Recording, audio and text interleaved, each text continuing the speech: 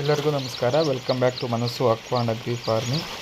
ಇವತ್ತಿನ ಈ ವಿಡಿಯೋದಲ್ಲಿ ನಾನು ನಿಮಗೇನು ತಿಳಿಸ್ಕೊಡ್ತಾ ಇದ್ದೀನಿ ಅಂತಂದರೆ, at the time of harvest ಅಂದರೆ ನಮ್ಮ ಫಿಶ್ಗಳನ್ನು ಈಗ ವ್ಯಾಪಾರಿಗಳಿಗೆ ಮಾರೋದಕ್ಕಿಂತ ಮುಂಚೆ ನಾವು ಯಾವ ರೀತಿ ಪ್ರಿಕಾಷನರೀಸ್ ತೊಗೊಬೇಕು ಅನ್ನೋದ್ರ ಬಗ್ಗೆ ನಾನು ನಿಮಗೆ ತಿಳಿಸ್ಕೊಡ್ತಾ ಇದ್ದೀನಿ.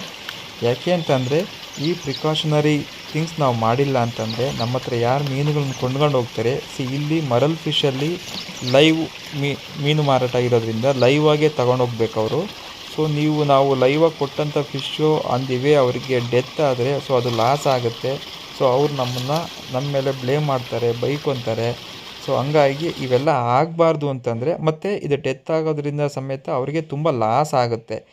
ಅವ್ರಿಗೆ ಲಾಸ್ ಆಯಿತು ಅಂದರೆ ನೆಕ್ಸ್ಟ್ ಟೈಮ್ ನಮ್ಮ ಪಾಂಡಿಗೆ ಬರೋಕ್ಕೆ ಅವರು ಇಷ್ಟಪಡಲ್ಲ.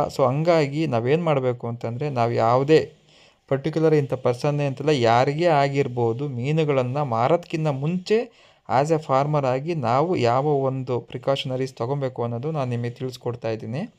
ನೋಡಿ, ಇಲ್ಲಿ ಒಬ್ಬರು ಪ್ರಿಕಾಷನರಿ ತೊಗೊಂಡೇ ಕೊಟ್ಟಿದ್ದರಿಂದ ಎಷ್ಟು ಮಾರ್ಟಾಲಿಟಿ ಬಂದಿದೆ ಅಂದರೆ ಆಲ್ಮೋಸ್ಟು 400 kgಗೆ 43 kg ಮಾರ್ಟಾಲಿಟಿ ಬಂದಿದೆ. ಹಂಗಾಗಿ ದಯವಿಟ್ಟು ಯಾರು ಸಮೇತ ಈ ಒಂದು ತಪ್ಪುಗಳನ್ನ ಮಾಡೋಕ್ಕೆ ಹೋಗಬೇಡಿ. ನಾವೇನು ಮಾಡಬೇಕಪ್ಪ ಅಂತ ಅಂದರೆ, ಹಾರ್ವೆಸ್ಟ್ ಅಂದರೆ ನಮ್ಮ ಬೈಯರ್ಸ್ ನಮ್ಮ ಪಾಂಡಿಗೆ ಬರೋದಕ್ಕಿಂತ 2 days ಬಿಫೋರು ಈ ರೀತಿ ಫೀಡ್ ಕೊಡೋದನ್ನ ಸ್ಟಾಪ್ ಮಾಡಬೇಕು. ಯೂಶ್ವಲಿ ಫಾರ್ಮರ್ಸ್ ಏನು ಯೋಚನೆ ಮಾಡ್ತಾರೆ ಅಂದರೆ, 2 days ಬಿಫೋರು ಫೀಡಿಂಗ್ ಸ್ಟಾಪ್ ಮಾಡಿದ್ರೆ ವೆಯ್ಟ್ ಲಾಸ್ ಆಗಲ್ವಾ ಅಂತ ಯೋಚನೆ ಮಾಡ್ತಾರೆ. ಖಂಡಿತವಾಗೂ ವೆಯ್ಟ್ ಲಾಸ್ ಆಗೋಲ್ಲ.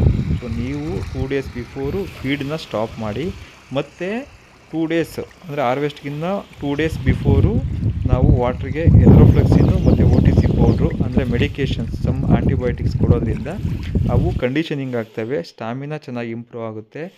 ನಾವು ನೆಟ್ ಹಾಕಿ ಡ್ರ್ಯಾಗ್ ಮಾಡಿದಾಗ ಮತ್ತು ಅವ್ರಿಗೆ ಟ್ರಾನ್ಸ್ಪೋರ್ಟೇಷನ್ ಟೈಮಲ್ಲಿ ಅಂಥ ಒಂದು ಟೈಮಲ್ಲಿ ಈ ರೀತಿ ಮಾರ್ಟಾಲಿಟಿ ಬರೋಲ್ಲ.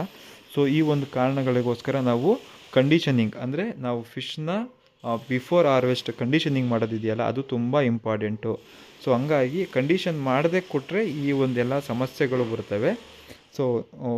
ಪ್ರತಿಯೊಬ್ಬ ಫಾರ್ಮರು ಸಮೇತ ಯೂಶ್ವಲಿ ಏನು ಯೋಚನೆ ಮಾಡ್ತಾನೆ ನನಗೆ ಆ್ಯಸ್ ಎ ಫಾರ್ಮರ್ ಆಗಿ ನಾನು ನಿಮಗೆ ಖಂಡಿತವಾಗೂ ಹೇಳ್ತಿದ್ದೀನಿ, ಯಾವುದೇ ಕಾರಣಕ್ಕೂ ನಿಮಗೆ ವೆಯ್ಟ್ ಲಾಸ್ ಅಂತಕ್ಕಂಥದ್ದು ಅಷ್ಟೊಂದು ಆಗಲ್ಲ.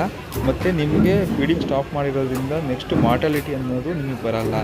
ಹಂಗಾಗಿ ನೀವು ಫೀಡಿಂಗ್ ಸ್ಟಾಪ್ ಮಾಡೋದು ತುಂಬ ಒಳ್ಳೆಯದು. ನಾನು ಇವತ್ತು ಕೊಟ್ಟಿರ್ತಕ್ಕಂಥ ಕಂಟೆಂಟ್ ನಿಮಗೆಲ್ಲ ಇಷ್ಟ ಆಗಿದರೆ ದಯವಿಟ್ಟು ನನ್ನ ಚಾನಲನ್ನು ಸಬ್ಸ್ಕ್ರೈಬ್ ಮಾಡಿ ಎಂದು ಹೇಳ್ತಾ ಇವತ್ತಿಗೆ ಈ ವಿಡಿಯೋ ಇಲ್ಲಿಗೆ ಮುಗಿಸ್ತಾ ಇದ್ದೇನೆ. ಎಲ್ಲರಿಗೂ ಧನ್ಯವಾದಗಳು. ಎಲ್ಲರಿಗೂ ಶುಭವಾಗಲಿ.